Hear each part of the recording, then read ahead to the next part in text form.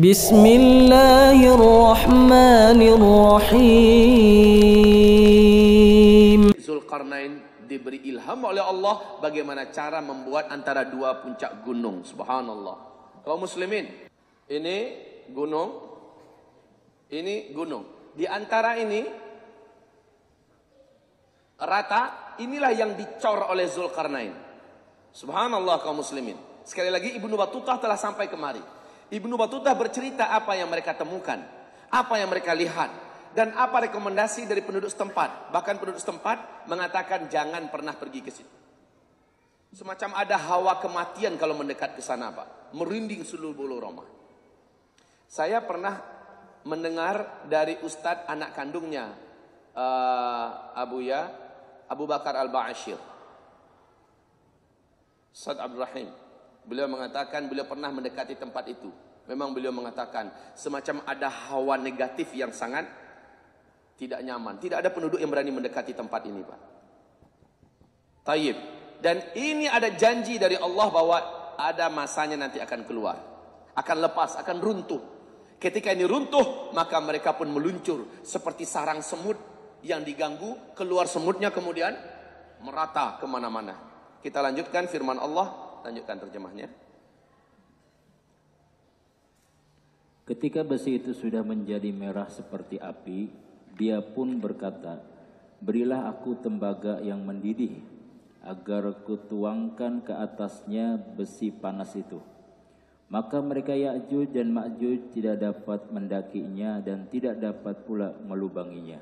Nah, kaum muslimin yang kami muliakan, dinding ini wahai hamba-hamba Allah yang kami muliakan, dimulai dengan nama Allah, dimulai dengan zikir, dimulai dengan doa oleh Zulkarnain beserta bala tentaranya.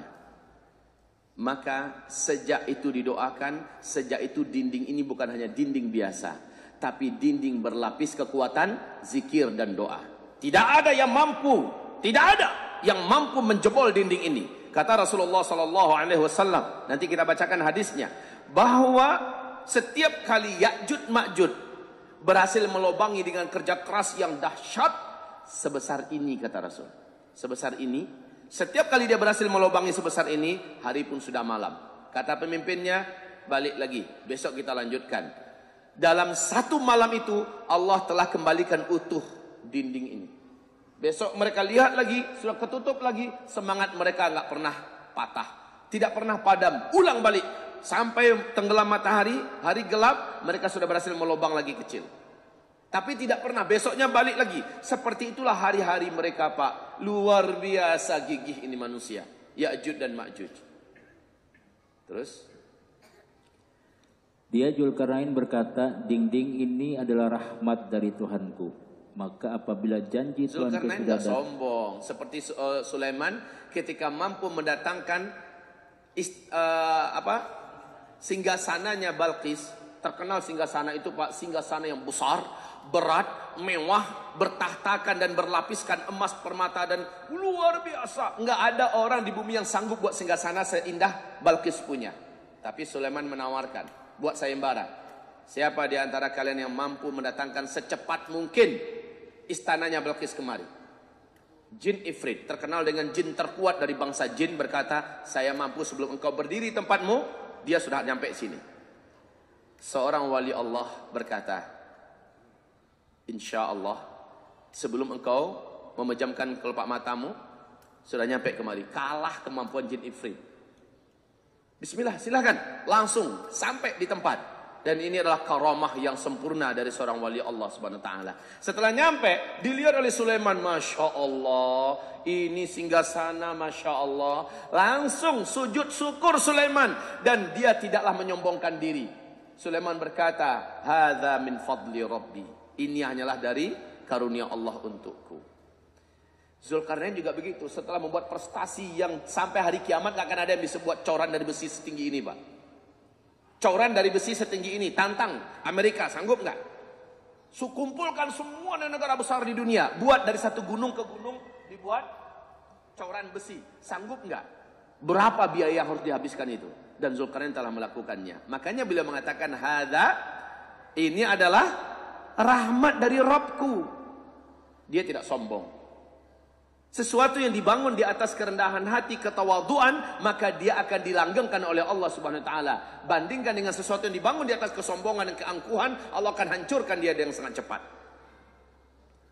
Terus, maka apabila janji Tuhanku sudah datang, dia akan menghancur luluhkannya, dan janji Tuhanku itu benar.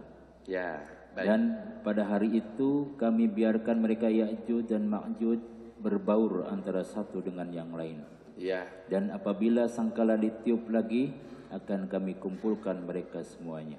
Kaum muslimin, tahukah Bapak Ibu berapa jumlah Ya'juj dan Ma'juj? Berapa jumlahnya? Jumlah Ya'juj dan Ma'juj silahkan buka di kitab Ensiklopedia Akhir Zaman halaman 953. Lihat di situ ada hadis sahih. Halaman 953 dari kitab kita. Subhanallah, Bapak akan tercengang. Jumlah mereka tidak main-main. Adam dipanggil oleh Allah. Adam, kumpulkan anak cucumu yang akan masuk ke neraka. Jumlah mereka dalam setiap 1000 manusia, 999-nya adalah ahli neraka. Dan Nabi mengatakan yang 999 ahli neraka itu adalah perbandingan jumlah Ya'juj dan Ma'juj dengan manusia. Mayoritas penduduk neraka nanti di dalam neraka adalah Ya'juj dan Ma'juj. Sampai hari ini, sampai detik ini, saya belum mampu membayangkan betapa banyak jumlah mereka. Kumpulkan manusia sejak Adam diciptakan sampai hari kiamat. Bandingkan dengan jumlah Ya'juj dan Ma'juj. Ternyata jumlah Ya'juj dan Ma'juj dalam setiap 1000 manusia, 999-nya adalah mereka. Saat itu. Subhanallah kaum muslimin. Sudah temu halamannya? 953. Dengarkan bagaimana Rasulullah SAW menyampaikan tentang perintah Allah kepada Adam alaihissalam. Tolong dibacakan terjemahannya. Bisa nggak dibacakan dengan suara laki? Suara yang gagah. Siap. Ini korban tidak ngantuk, Ustaz. Ngantuk. Ya. Malam bergadang. Saya juga ngantuk, tapi nyaman aja. Kembali kepada pengajian pagi tadi kali ya. Perlu penambahan kekuatan. Sampai nggak sahur tadi bablas. Masya Allah. Silakan dibaca. Munculnya Ya'juj dan Ma'juj dianggap sebagai salah satu tanda besar hari kiamat. Bukan itu, yang hadis dari Abu Sa'id Al-Khudri. Lihat terjemahannya di halaman 954. Allah Azza wa Jalla. Allah Azza wa Jalla berkalam pada hari kiamat. Wahai Adam, dia berkata, kupenuhi panggilanmu dengan kerelaan hati. Wahai Rabb kami, lantas dia dipanggil dengan suara keras. Sesungguhnya Allah memerintahkan kamu untuk mengeluarkan dari anak keturunanmu satu pasukan ke neraka. Ini sebentar.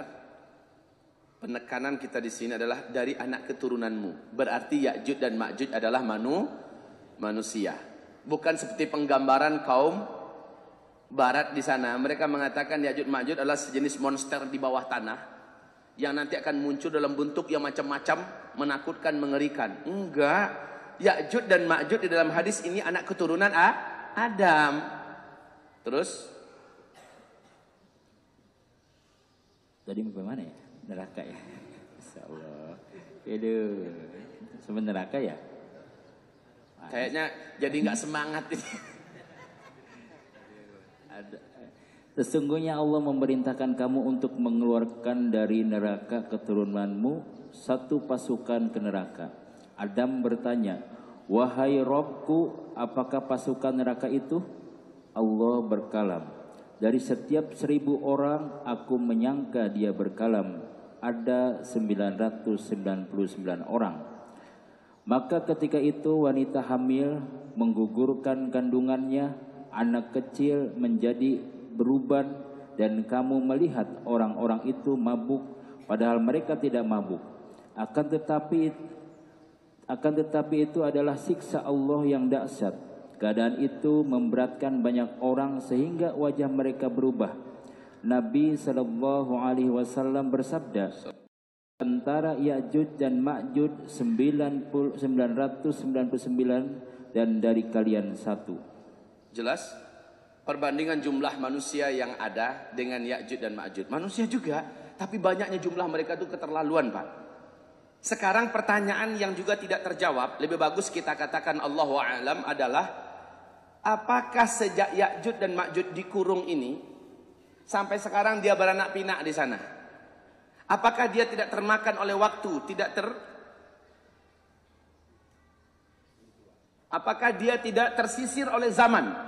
Apakah dia tidak mati? Apakah dia hidup terus? Kalau dalam banyak riwayat, mereka termasuk jenis makhluk Allah yang dipanjangkan umur. Dan mereka kayak kelinci, Pak. Kayak kelinci. Kawin di mana-mana, beranak pinak terus berkembang biak. Bertambah banyak. Dan mereka semakin kuat. Semasa mereka masih zaman manual, masih menggunakan pedang, tombak, panah, memang betul-betul asli manual. Ketika mereka lepas nanti, alam seperti tidak berubah menurut pandangan mereka. Sebab apa? Menurut mereka baru berapa hari, seperti Ashabul Kahfi merasakan baru berapa hari dalam gua. Sehingga ketika mereka keluar, manusia sudah kembali ke senjata manual. Orang sudah kembali mengandalkan jalan kaki dan berkuda. Berperang dengan tombak dan panah.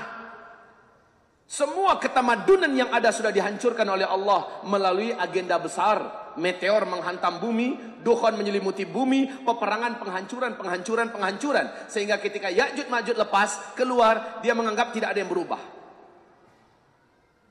Ya, terus ibarat Allah yang kami muliakan, sebentar.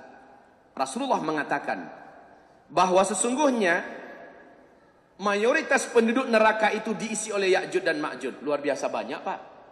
Kita sekarang ada berapa miliar penduduk manusia di bumi ini? 7 miliar, lebih kurang. Gabungkan dari sejak Nabi Adam diciptakan sampai nanti hari kiamat. Sudahlah digabungkan begitu, Rasul tetap mengatakan mayoritas penduduk neraka adalah Ya'juj dan Ma'juj. Bapak bisa bayangkan enggak? Manusia macam apa sebenarnya mereka ini? Banyaknya jumlah mereka, brutalnya mereka, jahatnya mereka. Yuk kita lihat di kitab Zikir Akhir Zaman, halaman 375. Halaman 375. Silakan dibaca. Allah memberitahukan kepada Isa dengan firman-Nya. Ini hadis sahih Muslim, ya. Silakan. Allah memberitahukan kepada Isa dengan firman-Nya.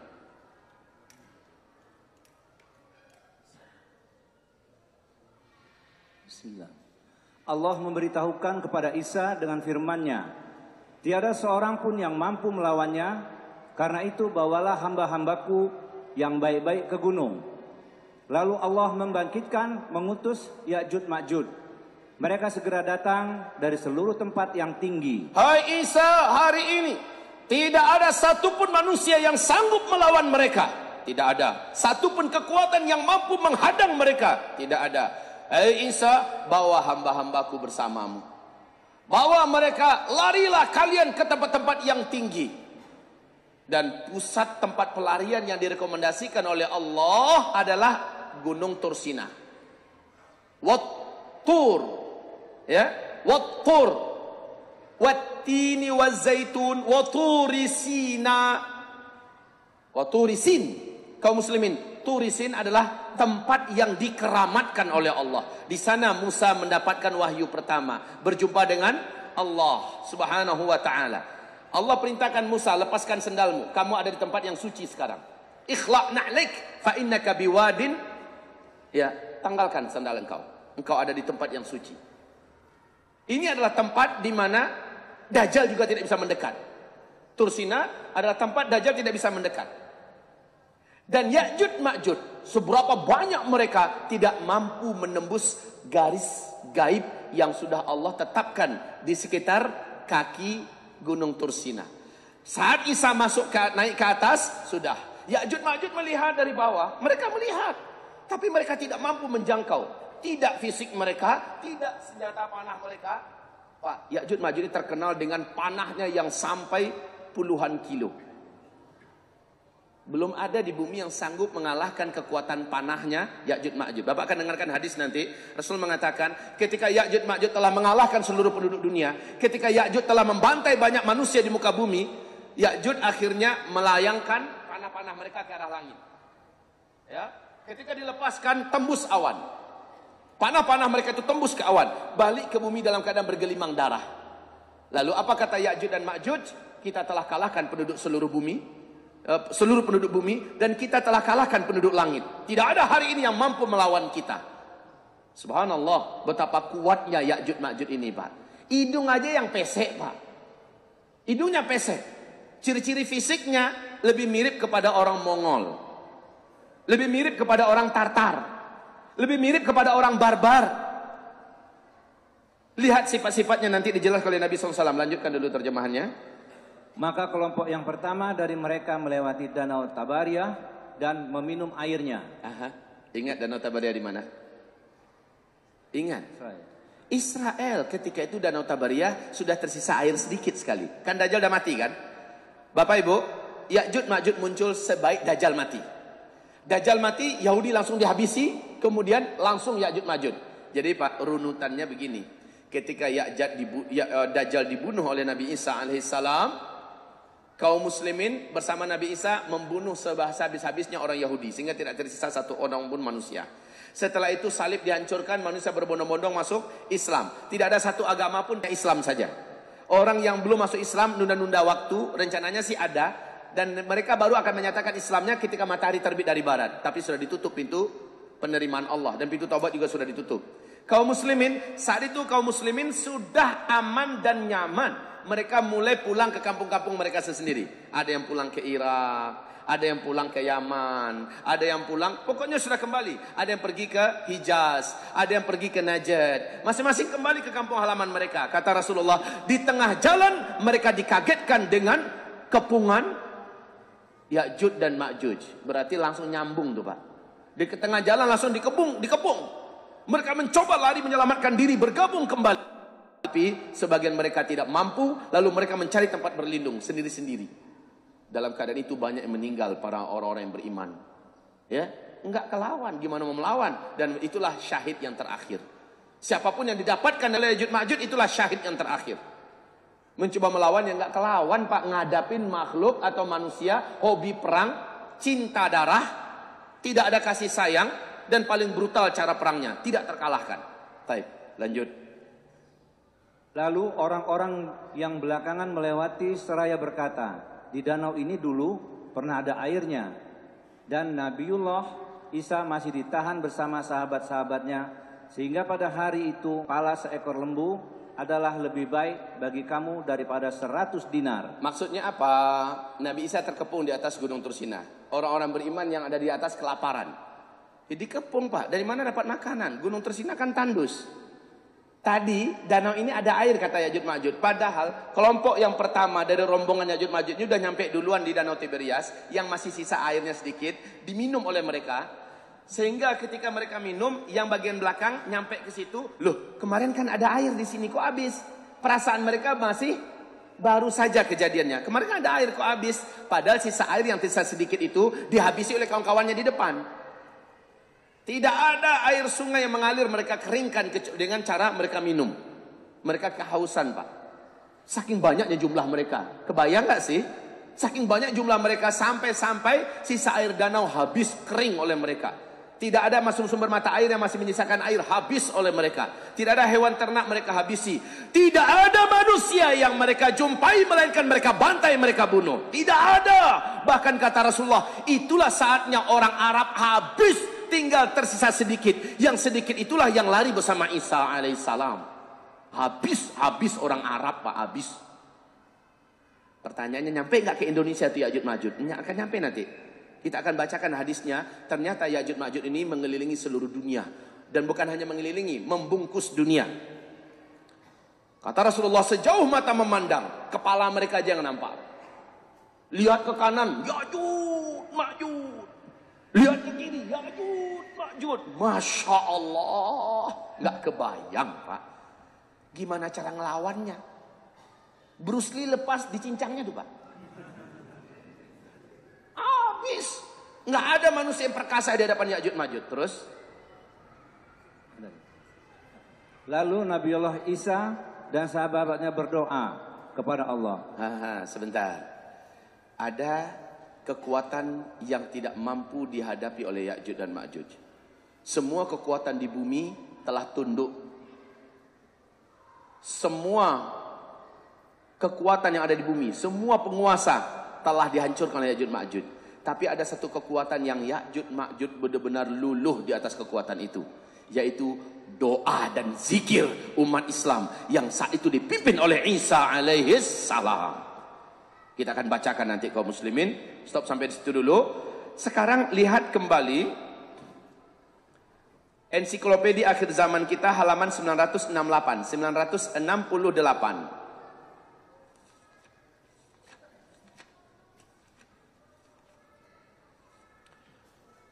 Masya Allah, ini suatu penuturan yang gamblang dari Rasulullah Sallallahu Alaihi Wasallam, di mana Rasul mengatakan Ya'juj Ma'juj itu membungkus seluruh bumi. Ini hadisnya Pak. Faya'ummunal arda. Ya'juj Ma'juj nyampe ke Indonesia. Kalau dia bertanya nyampe nggak ke Indonesia, Pak?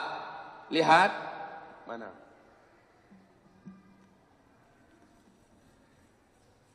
Semua tanda-tanda besar kiamat, bukan hanya Arab saja yang akan mengalami, tapi seluruh dunia.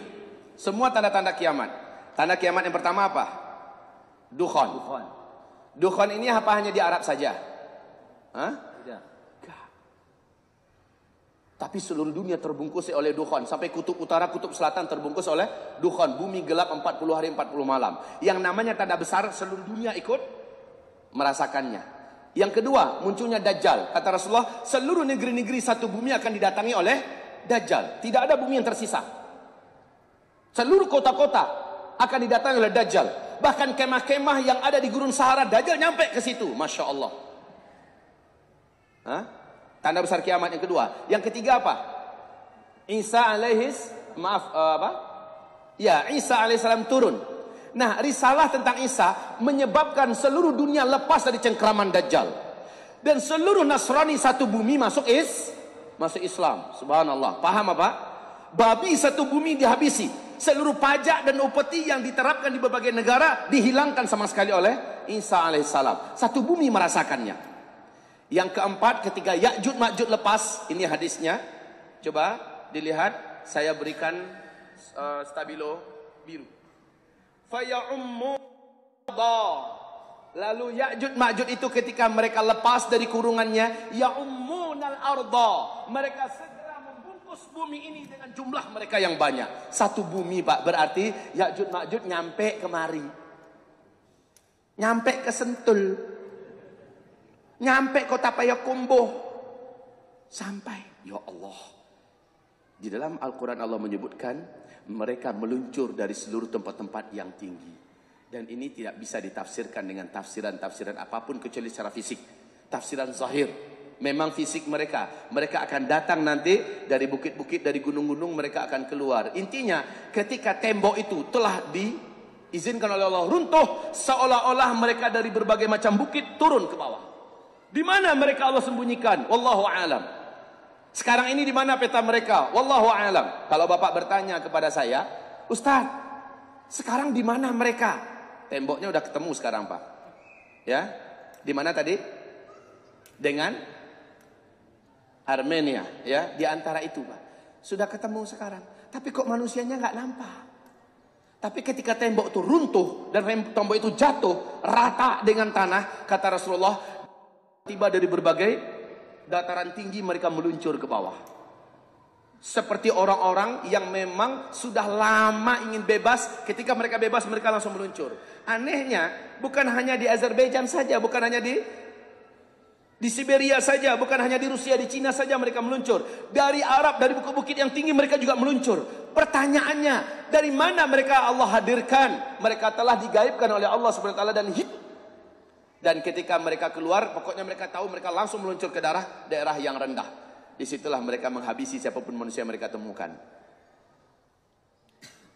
Cuman sekali lagi, pastinya mereka meluncur juga enggak dari gunung di Indonesia, Gunung Merapi, Gunung Singgalang, kan ada gunung-gunung yang di Sumatera Barat, Gunung Kerinci. Dari itukah mereka turun ke bawah? Di mana mereka Allah sembunyikan selama ini? Tidak terjawab. Jawaban yang paling pantas adalah la adri wallahu a'lam. Aku tak tahu, Allah yang lebih tahu. Pokoknya di ayat jelas sekali Allah berfirman tadi, mereka meluncur dari seluruh tempat-tempat yang tinggi.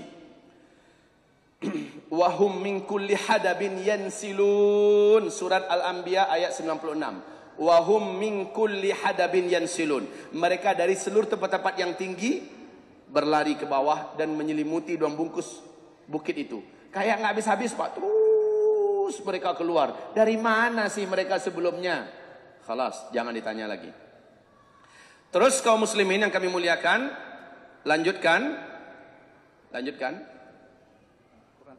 Ya.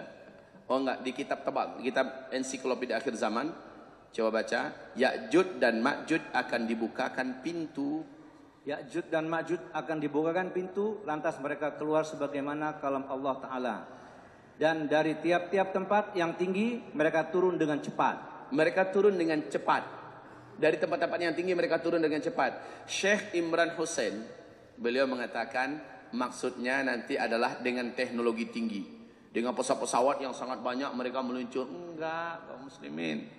Makanya dengan tanpa mengurangi rasa hormat kita kepada Syekh Imran Hussein sebagai guru yang paling senior tentang masalah bedah akhir zaman, beliau sangat berani mentakwil-takwilkan ayat dan hadis kepada makna seperti Dajjal itu bukan sosok tetapi dia adalah sistem. Kan begitu kan? Matahari terbit dari sebelah barat itu maksudnya bukan fisik matahari ini tetapi yang dimaksud adalah Islam bangkit nanti dari Eropa dan Amerika. Begitu beliau mentakwil-takwilkan kaum muslimin. Padahal ada hadis yang sahih yang menyebutkan fisik matahari yang nanti akan muncul. Ada hadis yang sahih tentang menyebutkan ciri-ciri fisik Dajjal. Bagaimana dia nanti lari, bagaimana dia dibunuh oleh Isa dan sebagainya. Baik. Selanjutnya kaum muslimin, sekarang ada beberapa poin yang perlu kita perhatikan. 1. Zulkarnain membangun benteng itu dengan zikir dan doa, menjadikan benteng itu kuat. Menjadikan benteng itu kuat. Baca nanti dalam kitab sejarah Zulkarnain ini bagaimana zikir apa yang dibacakannya. Ketika dia memulai, dia pasti mulai dengan Bismillahirrahmanirrahim. Sepanjang dia mengerjakan pengerjaannya, dia langsung berzikir dan dia ajak semua orang berzikir. Bapak kalau bangun rumah, bangun masjid atau perang sekalipun, maka jangan sepi lidahnya dari zikir. Berdoalah dan berdoalah. Dan dengan kekuatan itu Allah jadikan benteng tersebut terselimuti oleh benteng gaib dari Allah yang melindungi manusia dari kejahatan Ya'jud dan Ma'jud. Yang kedua, Ya'jud Ma'jud nanti akan menghancurkan benteng ini juga dengan zikir. Mereka akan menghancurkan benteng dengan zikir. Aneh nggak Pak?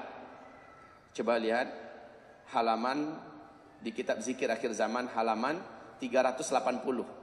Ada hadis sahih yang hadis ini dinyatakan kesahihannya dalam silsilah al-hadis as-sahihah oleh Syekh Albani. Baca hadis nomor halaman 380.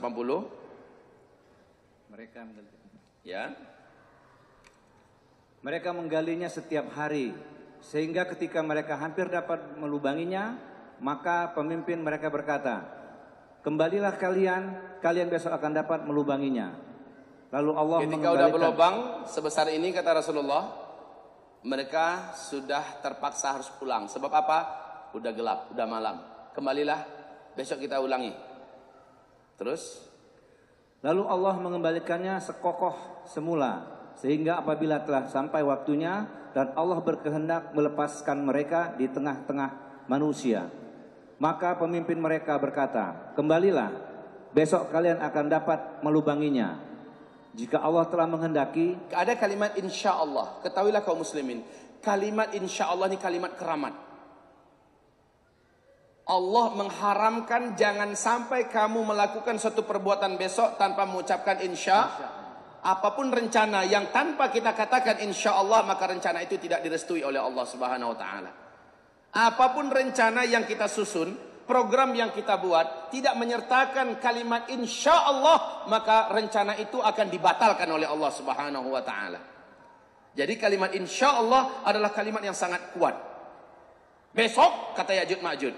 Coba lihat Pak, kekuatan zikir hanya akan kembali mampu disingkapkan dengan zikir lagi. Insya Allah itu zikir apa enggak?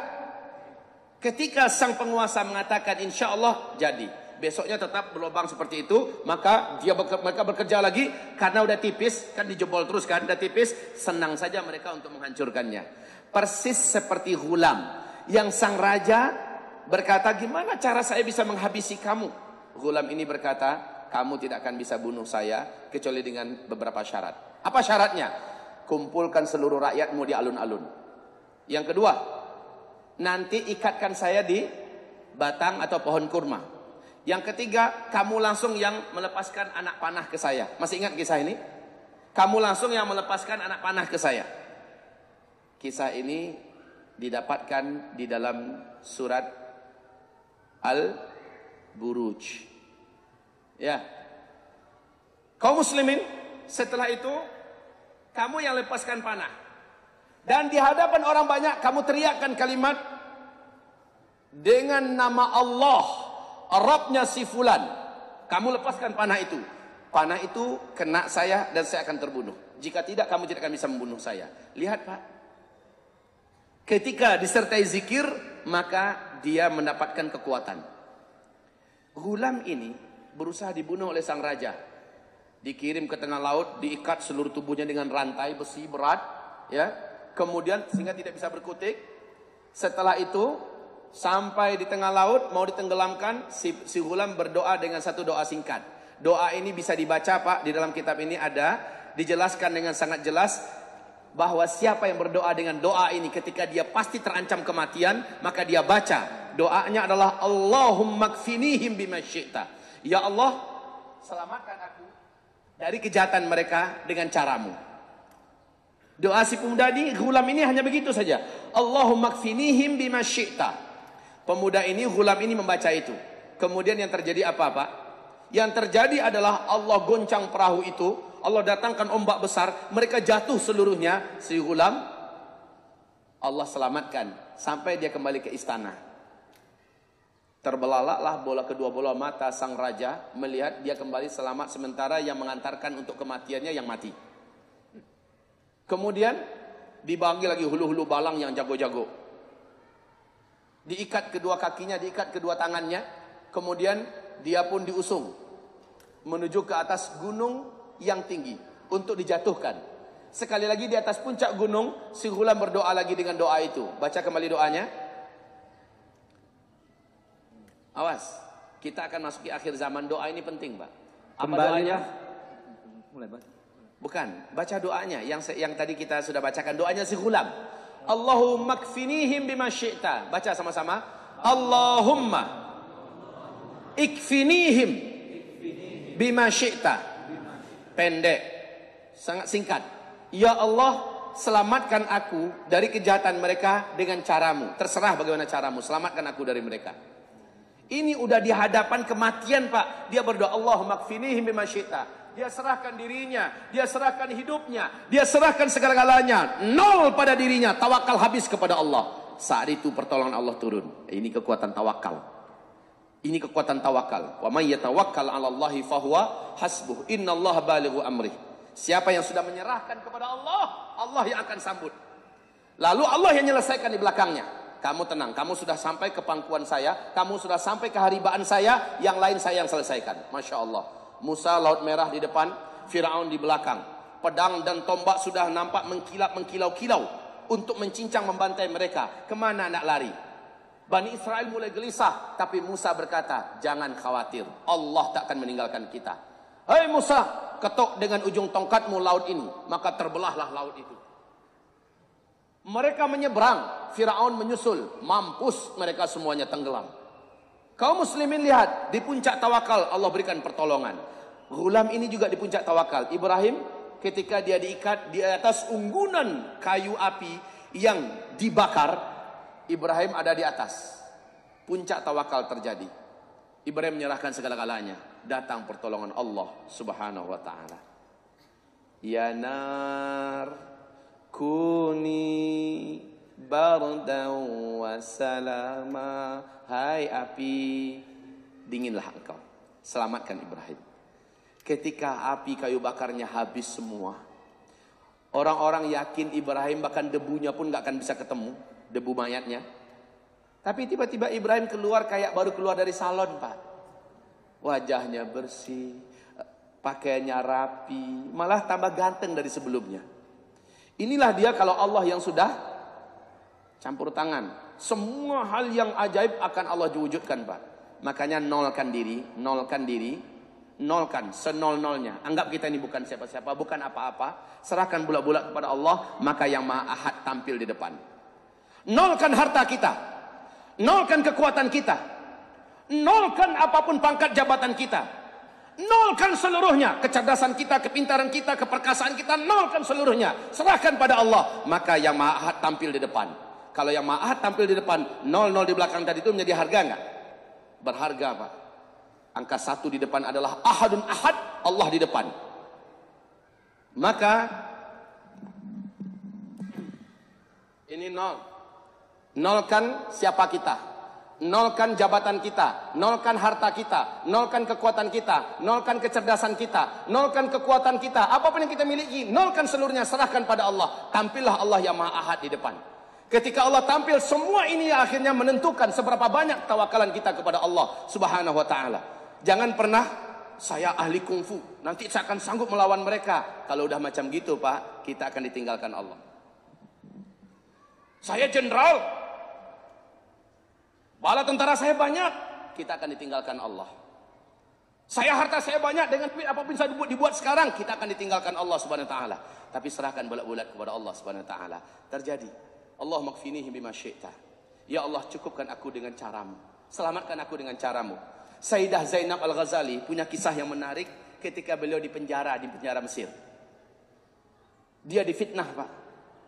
Beliau adalah salah seorang aktivis Ikhwanul Muslimin saat itu. Ustazah yang legendaris. Beliau dimasukkan ke penjara, berbagai macam siksaan dialaminya dengan sedahsyat-dahsyatnya siksaan. Pada kesimpulan terakhir, dia dieksekusi dengan cara yang menjijik. Bapak tahu caranya? Ustazah Sayyidah Zainab Al-Ghazali ini dalam keadaan kakinya dirantai, dia terduduk di sudut penjara, tangannya juga dirantai. 3 ekor anjing hitam, anjing helder yang dilaparkan selama 1 minggu, dilepaskan setelah diminyaki dia dengan bau minyak yang sangat merangsang untuk anjing. Rencananya dia akan jadi umpan untuk anjing.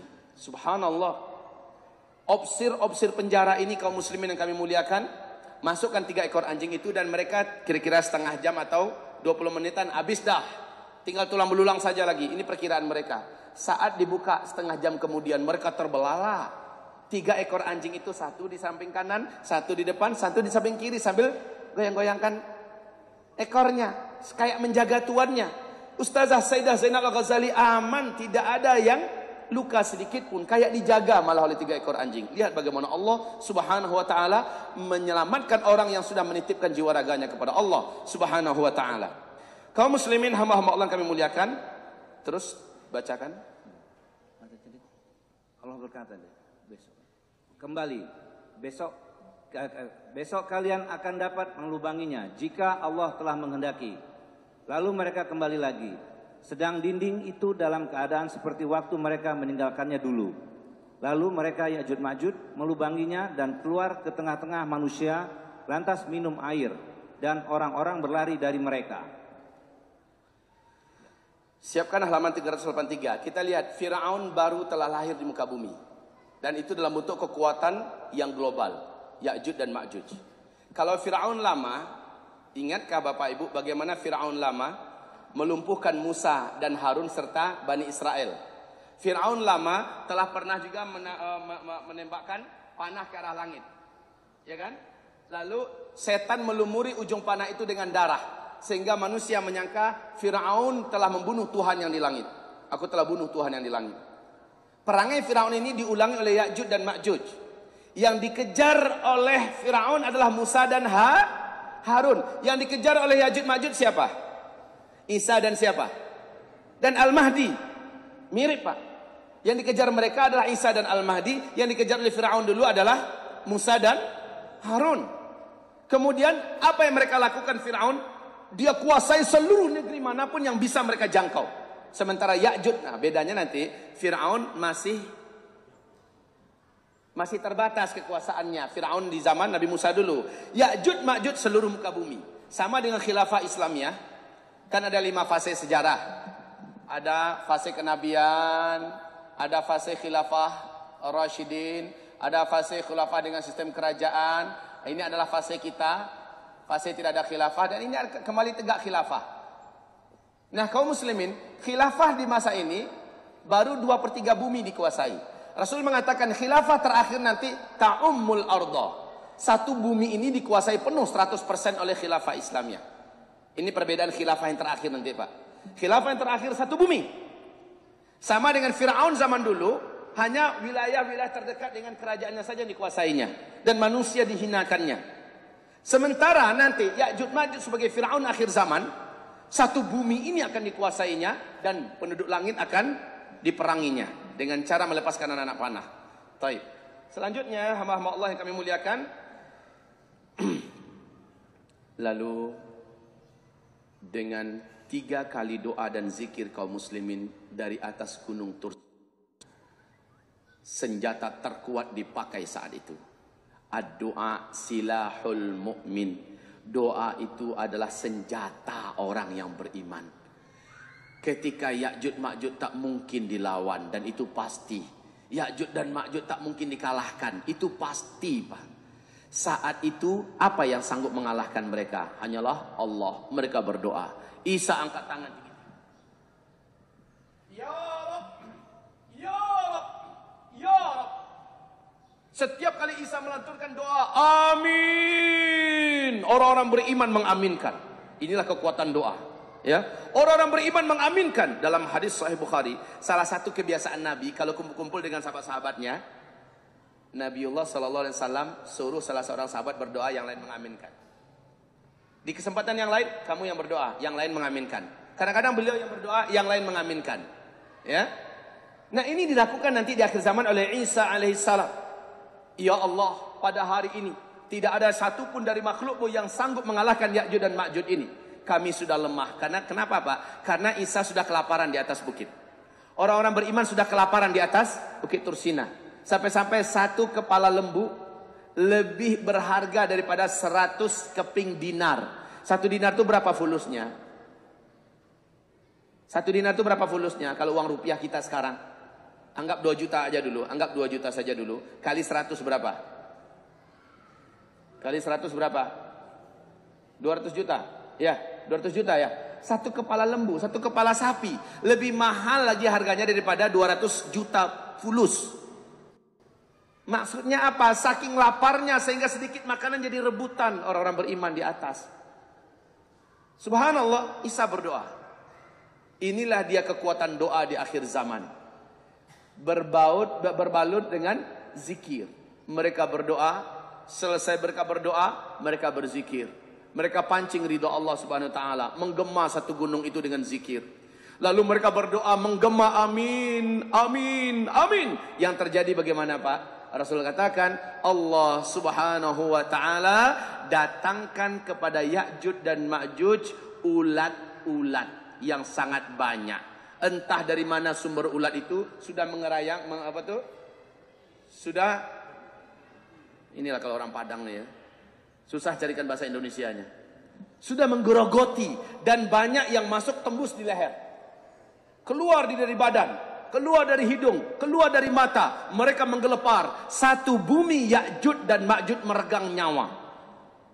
Seperti satu nyawa serentak mereka mati. Meregang nyawa. Pak, Rasulullah SAW bersabda, akhirnya Ya'juj dan Ma'juj ini mati, seluruh bumi busuk sebusuk-busuknya. Bakteri, kuman, virus menjadi sangat ganas dan garang. Burung-burung pemakan bangkai mencoba mendekati bangkai-bangkai Ya'juj dan Ma'juj. Ternyata baru sampai di bawah, Pak, mereka pun ikut mati. Saking kuatnya bakteri kuman dari bangkai Ya'juj dan Ma'juj. Nabi Isa mengutus, siapakah orang yang paling pemberani di antara kalian? Turunlah dari gunung ini, dari bukit ini, Gunung Tursina, turunlah. Maka orang-orang yang sudah siap untuk menerima kematian turun ke bawah. Ternyata yang mereka saksikan bangkai Ya'juj Ma'juj sejauh mata memandang. Mereka naik balik ke atas. Wahai Nabiullah Isa alaihissalam, Ya'juj dan Ma'juj sudah binasa seluruhnya. Alhamdulillah, kata penduduk-penduduk beriman yang bersama Nabi Isa di atas gunung Tursina. Mereka bersyukur. Ya'juj Ma'juj telah mati. Masalahnya tinggal masalah yang berat, Pak. Bangkai Ya'juj Ma'juj sebanyak itu gimana cara menguburkannya? Dan baunya sengit sampai ke atas puncak gunung Tursina, kecium, Pak. Muntah-muntah, udah dalam perut nggak ada isi apa-apa, pakai muntah lagi. Mereka coba turun ke bawah, kata Rasulullah SAW, falam yabqa shibran minal ardi. Tidak ada satu jengkal pun, tidak ada satu jengkal pun dari bumi ini yang bisa dilewati saking banyaknya bangkai Ya'juj Ma'juj. Ini bangkai, ini bangkai. Kemana saja mau lewat, bangkai seluruhnya. Kebayang nggak gimana cara nguburinnya tuh? Sementara kaum muslimin sudah lemes. Udah beberapa masa tidak makan. Yang mau dikuburkan bukan jutaan, Pak. Mungkin ratusan juta atau mungkin miliaran yang akan dikuburkan. Gimana cara nguburinnya? Kalau diangkat dibuang, kemana mau dibuang? Sekali lagi kekuatan doa dan zikir tampil kali kedua.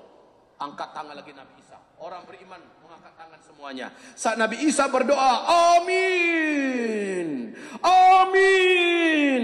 Doa mereka raghabaw wa rahaba, raghabaw wa rahaba. Penuh harap, cemas kalau nggak dikabulkan. Begitu betul mereka berdoa. Dalam doanya kali ini Isa berdoa, ya Allah, tidak ada satupun hambamu yang sanggup membersihkan bumimu ini dari bangkai-bangkai Ya'juj dan Ma'juj. Ya Allah, bersihkanlah dengan caramu. Bersihkanlah dengan kuasamu. Tiba-tiba kata Rasulullah, Allah jadikan langit menjadi gelap gulita. Di siang hari bolong, langit langsung menjadi gelap gulita. Tidak ada satu cahaya matahari pun yang tembus. Apa yang terjadi? Bukan awan yang datang, bukan malam yang datang, bukan. Lalu apa? Kata Rasulullah, dari langit turun burung-burung yang sangat banyak. Burung itu burung-burung perkasa yang besar-besar. Lehernya, ukuran leher burung itu dan bentuknya mirip dengan leher onta. Lihat hadisnya di sini, di kitab kita. Jangan sampai ada yang mengatakan, Ustaz, ini ada dalilnya enggak ya bahwa burung-burung seperti itu nanti akan turun ke bumi? Masya Allah, Rasulullah SAW menyebutkan tidak ada satupun burung melainkan mereka akan, ini halaman 384. Halaman 384 dari kitab Zikir Akhir Zaman. Hadis ini diriwayatkan oleh Imam Muslim, nomor hadis 5228. Silakan dibaca. Lalu dia. Ya. Lalu Nabi Allah Isa dan sahabat-sahabatnya berdoa kepada Allah. Maka Allah mengirim cacing-cacing kepada bangsa Ya'juj dan Ma'juj, sehingga mereka mati secara serempak. Cacing-cacing, ulat-ulat, dud. Ya, terus secara serempak seperti matinya seorang manusia saja.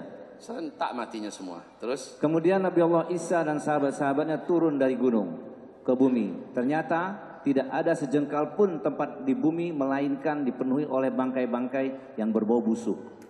Maka Nabi Isa dan sahabat-sahabatnya berdoa kepada Allah. Kemudian Allah mengirimkan burung yang lehernya seperti leher unta, burung unta, untuk mengambil dan menerbangkan bangkai-bangkai itu kemana saja yang dikehendaki oleh Allah. Sebentar, kaum muslimin. Bapak bisa bayangkan nggak? Langit yang terang benderang langsung gelap gulita seperti malam tengah malam. Bapak bisa bayangkan nggak banyaknya burung tersebut? Hah? Banyaknya burung tersebut seimbang nggak dengan banyaknya jumlah Ya'juj dan Ma'juj? Ya'juj Ma'juj itu bukan kutu, Pak, tapi dia orang. Lah kalau burung hanya level burung merpati yang mau ngangkat, gimana mau diangkat tuh mayat? Makanya burungnya seimbang. Burungnya gede pula turun ke bawah. Lehernya besar, leher dan bentuk lehernya mirip dengan leher on. Ini hadis Sahih Muslim loh, ya.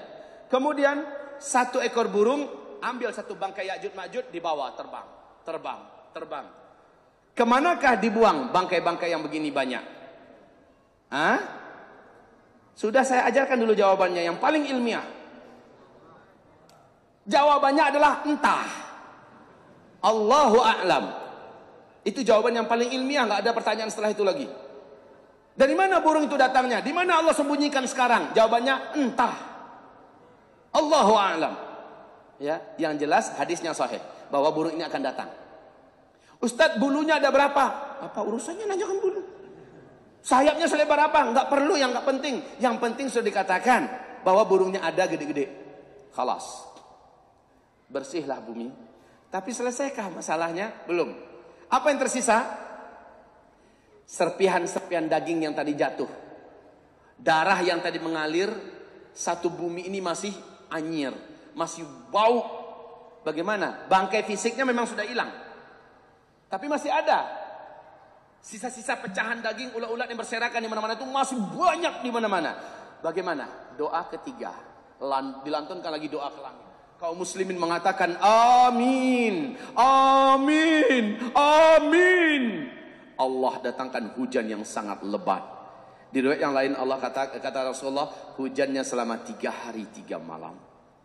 Hujan ini membuat seperti kaca yang terkena lumpur atau kotor, dilap dengan kain lap, mengkilap kembali, bersih kembali. Bumi ini menjadi bersih, hilang bau, hilang ulat, hilang darah, hilang sisa-sisa serpihan daging dan sebagainya, hilang sehilang-hilangnya.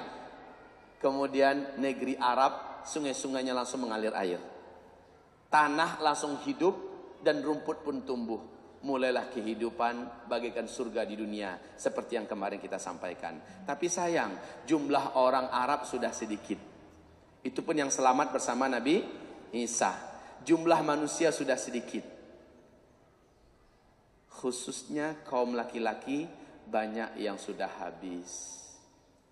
1 berbanding 50 wanita saat itu. Masuk fase kelima, 1 berbanding 50. Hah? Saat itu baru kaum ibu-ibu ikhlas untuk dipoligami. Bapak-bapak yang sekarang punya selera mau poligami sudah di alam barzakh. Kesian. Hah? Dan memang saat itu orang sudah tidak minat lagi dengan dunia. Seperti yang kita bacakan hadisnya kemarin. Harta emas yang melimpah, duit yang banyak, tanah yang luas, hewan ternak yang banyak, semuanya tidak lagi menggiurkan. Orang-orang beriman sudah fokus untuk ibadah. Toh harta kekayaan melimpah ruah, nggak perlu kerja pun duit ada, makanan lengkap, semua kehidupan dijamin, semuanya nggak ada yang bayar. Kalau sedikit, kalau sekarang hidup kita sedikit-sedikit pajak, kena pajak ini, kena pajak itu, kena pajak ini. Lah zaman Nabi Isa semua pajak udah dihilangkan. Kita nggak mikirkan listrik lagi Pak, memang nggak ada listrik ketika itu. Ya, kita nggak mikirkan pajak tanah, pajak bangunan, nggak perlu Pak. Bapak perlu rumah berapa nanti, tinggal ambil. Seperti kata Al-Mahdi, pergilah kamu ke gudang emas. Berapa kamu perlu emas, ambil saja, bawa saja. Bapak bawa karung Pak. Masukkan emas ke karung, lalu bawa. Ambil pedati Bapak, bawa emas. Saat itu benar-benar melimpah ruah setelah Ya'juj dan Ma'juj habis. Hamba-hamba Allah sekalian. Untuk kematian orang-orang yang hidup di bumi oleh Ya'juj dan Ma'juj, asal kita masih hidup, ternyata kita dibantai oleh Ya'juj dan Ma'juj, kita syahid. Kita syahid. Jangan takut ya. Alah, mati itu sebentar Pak. Nyawa selembar. Tidak cepat lambat kita pasti akan mati. Jadi jangan khawatir. Sekarang ini bukan itu yang kita pikirkan. Amal saya apa? Hari ini sudah saya siapkan apa? Itu yang jadi pikiran serius Bapak Ibu semuanya. Amal saya hari ini saya sudah persiapkan apa? Itu yang harus dipikirkan. Bukan, aduh mak, nanti kalau ada jalan keluar gimana ya? Nanti kalau meteor jatuh gimana ya? Nggak usah itu dipikirkan, dia akan terjadi. Yang penting apa yang harus di Bapak Ibu persiapkan dari amalan. Dari kekuatan rohani. Dari persiapan-persiapan lainnya yang diperintahkan. Perbanyak sedekah. Kan itu yang diperintahkan, masih ingat? Kajian kita tentang sedekah. Perbanyak sedekah. Fa'idna sadaqata junnah. Minal mata'ib wal masa'ib wal balaya. Sesungguhnya sedekah adalah benteng pelindung. Orang yang kuat bersedekah, dia akan dibentengi oleh Allah. Orang yang kuat bersedekah, dia akan dilindungi oleh Allah. Segala kepenatannya akan disegarkan oleh Allah. Segala kesulitannya akan dibukakan oleh Allah. Segala musibah yang wajib kena dia diangkat oleh Allah. Nggak jadi kena, maka perbanyakkanlah sedekah. Dan sedekah itu dalam arti luas. Senyum adalah sedekah. Membuang sesuatu yang akan membahayakan orang lalu lalang di jalan juga adalah sedekah. Ngajak orang sholat juga adalah sedekah. Ngingatkan orang, ini waktu udah dekat juga adalah sedekah. Nunjukkan orang yang tersesat jalan adalah sedekah. Ya, jadi sedekah itu jangan dipersempit. Bagi orang-orang miskin nggak punya duit, gimana kami mau bersedekah? Kamu bisa bersedekah dengan sedekah yang tidak putus-putus. Senyum aja terus kepada saudara kita. Pak, assalamualaikum, assalamualaikum. Ya, tapi jangan senyum sendiri. Senyum sendiri nanti dibawa orang ke RSJ, Pak. Sebarkan salam juga adalah sedekah. Berkata baiklah kepada istri, mesralah yang sayangku, cintaku, oh my life. Itu adalah sedekah. Kaum muslimin yang kami muliakan, perbanyaklah sedekah, perbanyaklah amal. Ini yang perlu Bapak pikirkan sekarang. Bukan ketakutan yang tidak perlu dijaga, dipelihara. Takut nanti Ya'juj Ma'juj, takut nanti dukhon. Percuma mikirkan itu semua, percuma. Bukan itu yang menyibukkan Bapak. Sekali lagi sibukkan diri kita. Sholat 5 waktu saya gimana? Udah berjemaah enggak di masjid? Khususnya bagi ibu-ibu. Ibu yuk. Tak lama lagi ibu akan bersama dengan suami. Karena laki-laki banyak akan diambil oleh Allah secepatnya. Selagi suami masih hidup, Bu, pintu surga ibu itu adalah suami. Maka benar-benarlah kepada suami ibu. Taati dia setaat-taatnya. Selama dia tidak maksiat kepada Allah, maka taatilah dia. Kata Rasulullah, ayyuma imra'atin sallat khamsaha wa shamat syahraha wa ata'at zawjaha wa hafizat farjaha qila laha udkhulil jannah min ayyi abwabil jannati syi'ti. Wanita mana saja yang menjaga sholat 5 waktunya on time, bukan in time, tapi on time. Wasamat syahraha, puasa Ramadannya dia fullkan terus. Kalaupun dia ada head, ada segala macamnya, dia ganti nanti di luar Ramadan. Kemudian wa ata'at zaujaha, dia senantiasa taat pada suaminya. Apa kehendak suaminya, apa yang disukai suaminya dia lakukan, insyaallah taala dia akan mendapatkan janji ujung hadis ini. Kemudian wa hafizat farjaha, dan dia menjaga kehormatannya, dia tidak berzina. Dia jaga kulitnya tidak disentuh laki-laki yang tidak halal, auratnya tidak dilihat laki-laki yang tidak pantas, yang bukan mahram. Maka wanita ini qila laha, dikatakan kepadanya, udkhulil jannata min ayyi abwabil jannati syi'ti. Masuklah engkau ke dalam surga dari pintu surga manapun yang engkau mau. Bu, ibu bisa masuk pintu surga mana saja, dari pintu mana saja yang ibu mau ketika ibu di hadapan pintu surga. Pilih dari satu pintu surga ke satu pintu surga, tiangnya kata Rasulullah sejauh 500 tahun perjalanan. Silakan Bu. Syaratnya tadi sholat 5 waktunya dijaga on time. Apapun kesibukan hentikan. Yang kedua, puasa Ramadannya penuhkan. Kemudian yang ketiga, taati suami. Di sini saya lihat banyak gagalnya ibu-ibu. Di sini banyak gagal ibu-ibu. Aku banyak melihat calon penghuni neraka. Nanti pada hari kiamat, waktu Isra Mi'raj nih, di hadis Sahih Bukhari, kata Rasul adalah kaum wanita. Para sahabat-sahabat yang wanita cemas dan bertanya, ya Rasulullah, ayakfurna billah, apakah mereka kafir kepada Allah? Tidak, kata Rasul. Bal yu'minna billah, mereka beriman pada Allah. Walakinnahunna yakfurnal ashir, tapi mereka banyak kafir pada suami. Istri banyak kafir pada suami. Ya Rasul, gimana bentuk istri kafir pada suami? Gimana bentuknya? Nabi berkata, idza ahsanta ila ihdahunna ad-dahra fara'at fika ma lam tarda faqalat ma ra'aitu fika khairan qat. Ini penyakit umumnya ibu-ibu. Mudah-mudahan bukan ibu-ibu di adzikra. Apa kata Rasulullah? Para istri itu, kalau engkau berbuat baik kepada mereka seumur hidupmu, sepanjang perjalanan hidupmu bersuami istri dengannya, dia merasakan ketulusanmu, dia merasakan cintamu. Suatu hari fara'at fika ma lam tarda qalat ma ra'aitu fika khairan qat. Suatu hari dia melihat atau mendapati engkau melakukan sesuatu yang dia tidak ridhoi, langsung dia lupakan semua kebaikanmu, langsung dia benci kamu, maka itulah wanita yang kafir kepada suaminya. Jelas nggak Bu hadis ini Bu? Ibu? Ya, begitu jawabannya, mengangguk Bu. Jelas ya Bu ya? Bila sang suami baik, sholatnya oke, akhlaknya oke, dia bertanggung jawab kepada anak-anak bagus, kepada kita cinta, tiba-tiba suaminya poligami. Kok bapak yang semangat Pak? Ibu loh Pak. Lalu malam tardo, faraat fika malam tardo, tiba-tiba dia melihat pada diri kalian hai para suami yang dia tidak sukai. Mana ada wanita yang suka suaminya poligami, betul nggak? Dan itu dilakukan oleh suami, dan itu adalah hak suami. Hak suami di muka bumi, dia boleh menikah lebih daripada 2. Coba aja buka surat An-Nisa 2, Allah bilang 2. Boleh, tapi istri tidak rela. Istri menolak, istri membuat gap. Dan istri mulai mengatakan, langkahi dulu mayatku. Kau boleh menikah, tapi ceraikan dulu aku. Apa namanya ini? Suami merasa cintanya kepada istri tidak akan tergantikan. Ketahuilah Pak, Ibu, sesungguhnya, ini kok ke poligami begini. Sesungguhnya nggak apa-apa. Ini bukan untuk menguntungkan Bapak, Pak. Bukan. Kalau Bapak merasa teruntungkan, alhamdulillah. Tapi ini untuk menguatkan kepada ibu-ibu kami yang tercinta. Jangan sampai dilakukan oleh suami yang itu adalah instingnya, itu adalah fitrahnya, itu adalah awal kejadiannya, itu adalah sunnatullahnya dari Allah. Dan kita mencoba menghambat. Lalu suami merasa pahit hidupnya dengan penghambatan kita. Jangan-jangan sampai nanti dia terjatuh kepada perzinahan. Gara-gara kita, kaum muslimin yang kami muliakan, maka wanita yang semacam ini yang dikatakan kufur kepada suami. Taib, suatu ketika Asma datang kepada Rasulullah, ya Rasul, saya datang demo nih, demo. Jadi ibu-ibu sama Nabi pernah demo loh Pak. Demonstrasi. Tentang apa kata Rasul? Kami merasa tidak adil dalam Islam ini.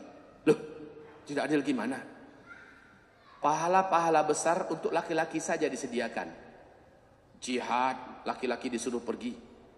Dalam Islam kan nggak ada pahala yang lebih hebat daripada jihad. Nggak ada amalan lebih hebat daripada jihad. Nggak ada. Dzurwatu sanamil Islam adalah jihad. Nggak ada yang mengalahkan jihad.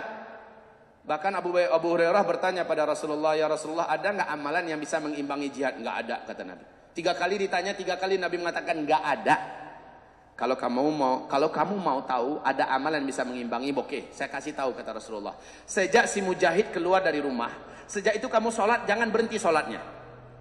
Sampai mujahid pulang dari jihad, pulang ke rumah, baru kamu boleh stop sholat.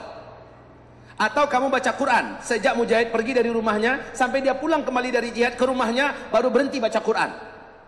Atau kamu puasa, jangan lepaskan puasa kamu, sampai si mujahid pulang, lepaskan puasa. Apa kata Abu Hurairah? Fa ayyuna yutiqu dzalika ya Rasulullah.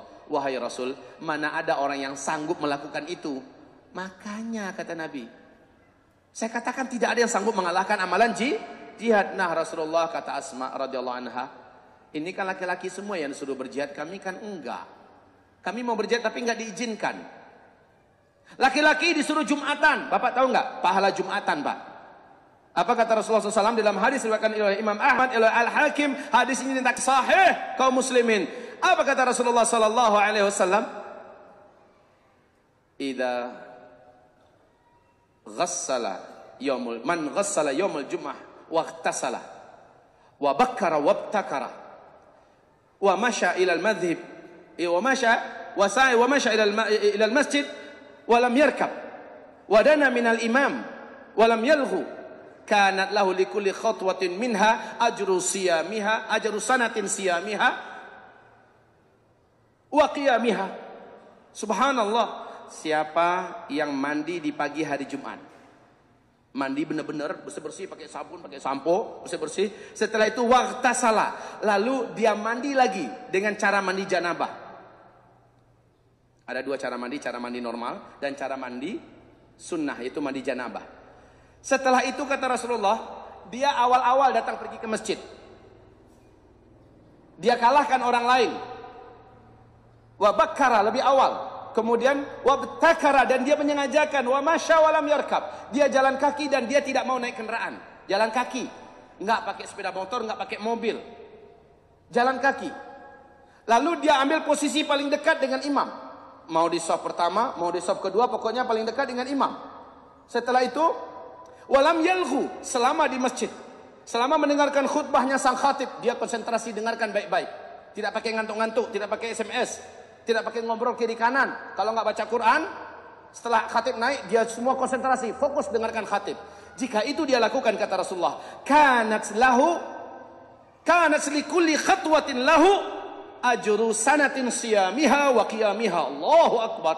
Pahala setiap langkah yang dia langkahkan tadi dari rumahnya, setiap satu langkah pahalanya sama dengan pahala 1 tahun berpuasa, 1 tahun sholat tahajud. Pahala 1 langkah, Pak. Mau naik kendaraan atau naik jalan kaki? Jalan kaki. Makanya ada sahabat yang sengaja, Pak, mau ke masjid itu dia cari jalan lebih jauh. Masjidnya sini, dia cari jalan lebih jauh, supaya dapat pahala banyak. Ayahanda kandung saya, alhamdulillah masih hidup. Beberapa bulan lagi usianya tepat 100 tahun. Dia minta saya, kalau saya pulang tuh ke rumah, temani bapak, temani abuya, katanya, jalan kaki ke masjid hari Jumat, Pak. Udah tua. Kita jalan lama-lambat bersama beliau. Beliau zikir. Masya Allah. Kaum muslimin yang kami muliakan. Jadi kalau kita tahu, pantasan kaum ibu-ibu di zaman sahabat dulu iri. Lalu utus Asma bicara dengan Rasulullah SAW. Kami ini ya Rasulullah iri, kok Islam lebih mengutamakan laki-laki. Laki-laki aja terus yang dapat peluang. Jumatan, laki-laki yang disuruh. Lah kami, untuk urusan jenazah, nyolatkan jenazah, ngiringi jenazah, menguburkan jenazah, laki-laki lagi. Kami malah sering dikatakan lebih baik di rumah. Ya Rasulullah, gimana? Kami minta keadilan. Kata Rasul sallallahu alaihi wasallam, mau nggak kamu saya sampaikan sesuatu yang bila kalian kaum wanita buat, semua apa yang dibuat oleh kaum laki-laki di luar sana, kamu dapatkan pahala mereka tanpa mengurangi pahala-pahala untuk mereka. Sebanyak apa pahala mereka dikasih Allah, di copy paste oleh Allah, kamu dapat sebanyak itu. Padahal kamu di rumah saja. Mau nggak saya kasih tahu? Asma berkata, mau ya Rasulullah, mau. Maka kata Rasul sallallahu alaihi wasallam,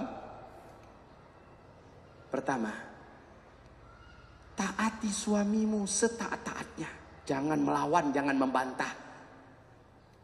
Selama bukan maksiat pada Allah. Yang kedua, upayakan apapun yang menyenangkan hatimu, hati suamimu. Apa saja bisa senang hati suamimu, buat. Apa yang bisa senang hati suami, buat. Suami senang kita berpakaian seperti ini selama bukan maksiat, pakai. Suami suka kita berdandan seperti ini di rumah, buat. Suami suka kita masak ini, buat. Suami sukanya kita begini-begini selama bukan maksiat pada Allah, buat. Selama itu bukan maksiat pada Allah. Apapun yang disukai dan diinginkan suamimu selama itu bukan maksiat, buat dia senang kepadamu. Yang ketiga kata Rasul, jagalah kehormatanmu, jagalah kemaluanmu. Dan yang keempat, jagalah anak-anak dari suamimu dan harta suamimu di rumah suami. Jika itu engkau lakukan semua amalan suamimu di luar, mau berjihadkah dia, mau hajikah dia, mau umrohkah dia, mau jumatankah dia, mau apa saja dari amal soleh yang dia buat di luar, Allah copy pastekan pahala mereka semua mengalir kepadamu tanpa mengurangi pahala mereka sedikit pun. Mau bu? Mau ibu? Ibu di rumah saja tapi mengalir semua pahala suami pada kita. Sebenarnya enak bu jadi ibu bu. Enak. Kalau kita Pak, Bapak pernah melahirkan enggak? Enggak pernah. Pak, tahu enggak pahala melahirkan tuh Pak? Masya Allah. Pahala hamil Pak. Kalau Bapak tahu pahala hamil, mungkin Bapak akan berebutan untuk bisa hamil. Ini para ibu-ibu yang udah alergi punya anak, bila dengarkan kajian saya tentang keutamaan hamil, banyak yang minta agar suaminya cepat bekerja keras lagi agar dia hamil lagi. Ya, kaum muslimin yang kami muliakan, keutamaan melahirkan, setiap tetesan keringat sama dengan mujahid di jalan Allah. Kalau dia terbunuh, syahid. Kalau dia meninggal dalam keadaan melahirkan. Kaum muslimin, menyusukan juga. Wanita yang sedang menyusukan, setiap satu tetes susunya, air susunya keluar, itu adalah sedekah. Pahalanya sama dengan pahala orang yang sedang berjihad di jalan Allah Subhanahu wa taala. Subhanallah. Kami nggak bisa melakukan itu, tapi ibu dikasih oleh Allah kesempatan untuk itu. Makanya ibu-ibu, kalau ibu-ibu tahu, sudah alhamdulillah banyak ibu-ibu muda yang awalnya berkata pada suaminya, Mas, anak kita 2 aja ya. Setelah dengarkan uraian ini, Mak, tambah dong. Tambah Mas. Pahalanya gede loh ternyata. Ibu-ibu yang udah terlanjur lakukan vasektomi ya, sudah nyesal. Kalau mereka tahu pahala keutamaan hamil, keutamaan melahirkan, keutamaan menyusukan. Dan itu tidak bisa Bapak dapatkan, Bu. Kalau sempat ibu meninggal di antara keadaan hamil, melahirkan atau menyusukan, ibu syahid. Ibu syahid. Ibu syahid.